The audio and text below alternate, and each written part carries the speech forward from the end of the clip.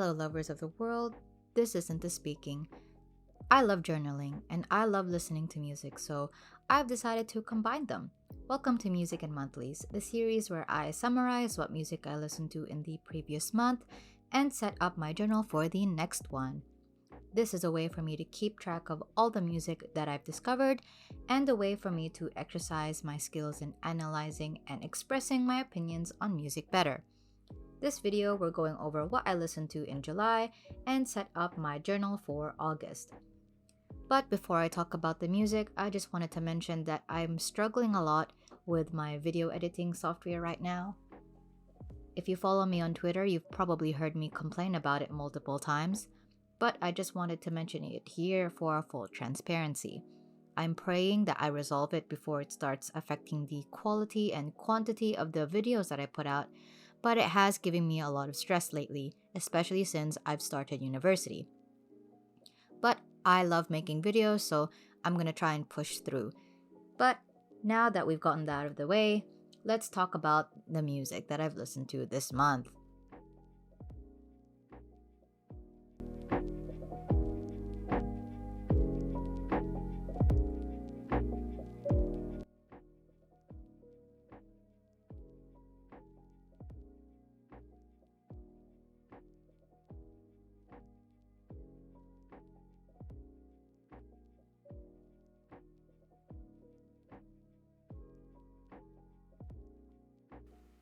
This month, I went into a bit of a pop-punk binge, make of that what you will.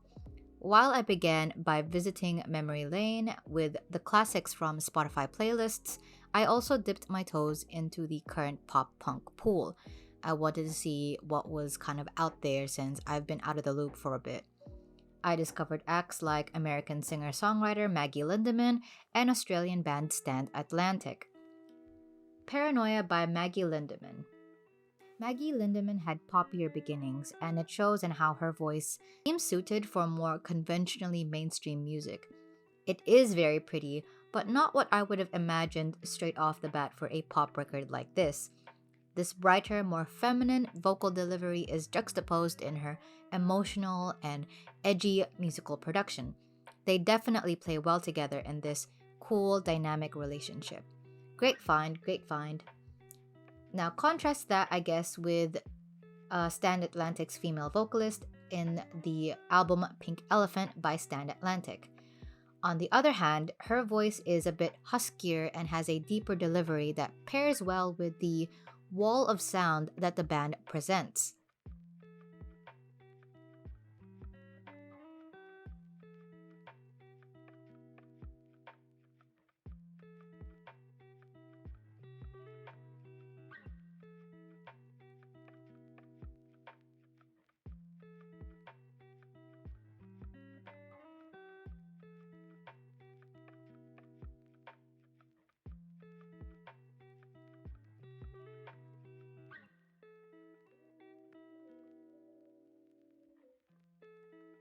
So to balance all of this pop-punk stuff, I sought out a number of indie projects for a playful and pensive reprieve.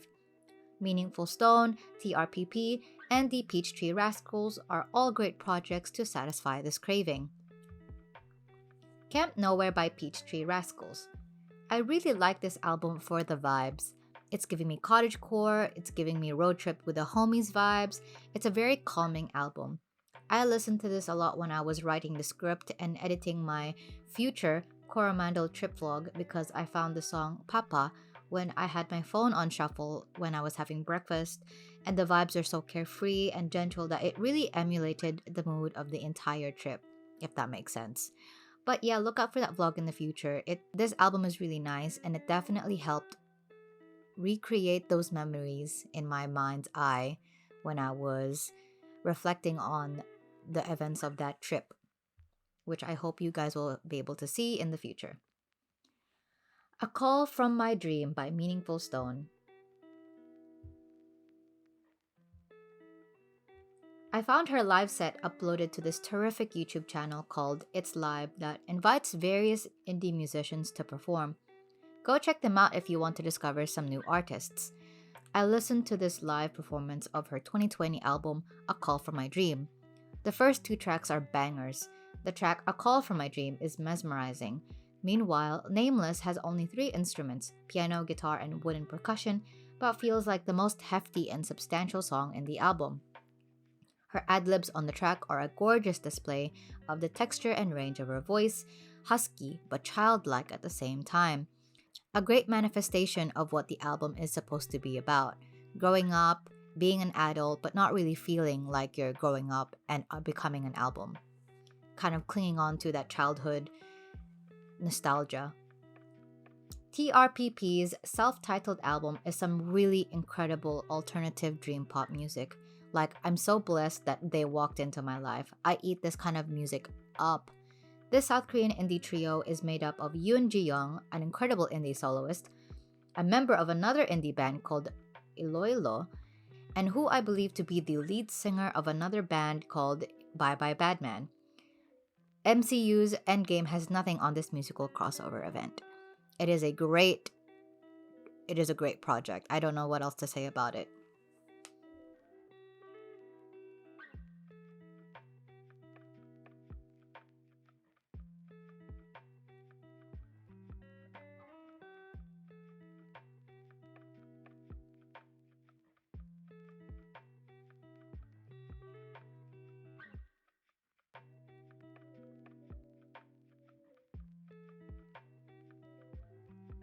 Of course, it wouldn't be me if I wasn't listening to a couple of K-pop releases.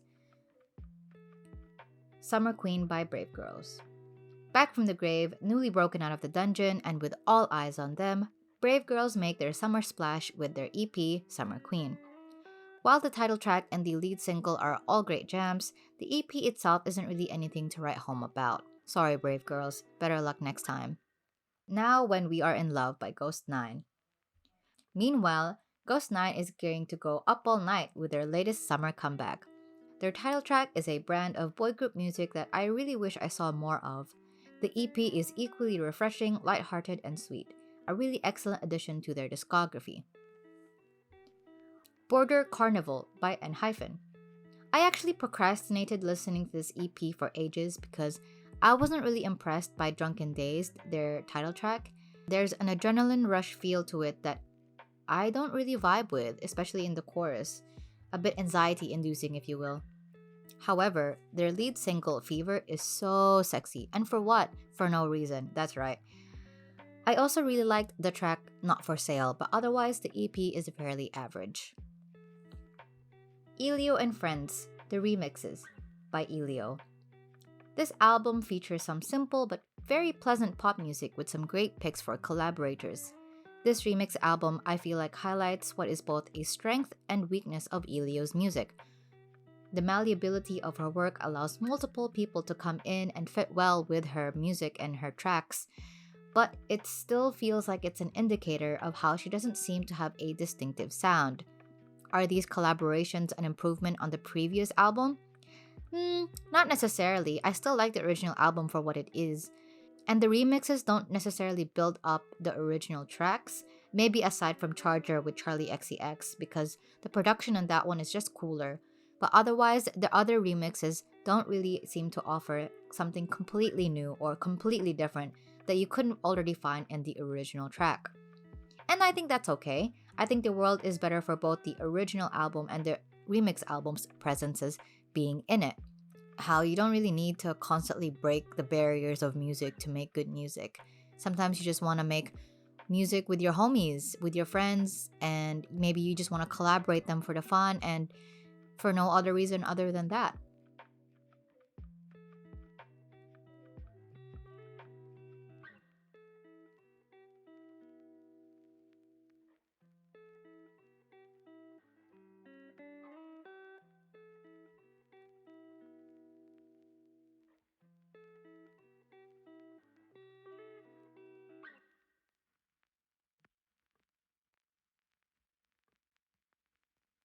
To wrap up this video, let's go over and award some accolades.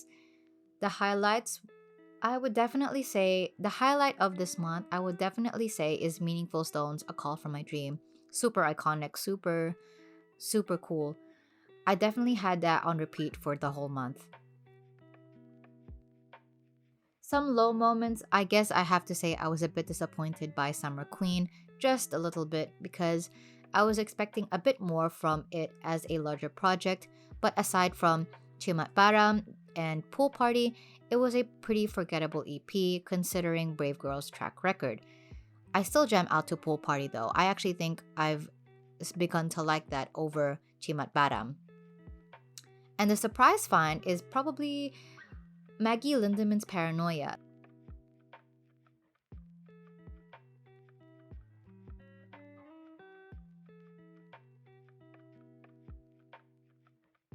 And finally, the MVP of this month is probably Camp Nowhere, as it accompanied me during relaxing nights of writing and editing, as well as cementing itself as part of my own memories. So that's what I listened to in July. What about you guys? What did you listen to last month? What were your favorites, your least favorites? Did you listen to any of the albums I mentioned in this video? And if you did you agree with my thoughts and opinions? Comment your thoughts below or let me know what you think about my spreads. Take care and I'll see you in the next video. Bye!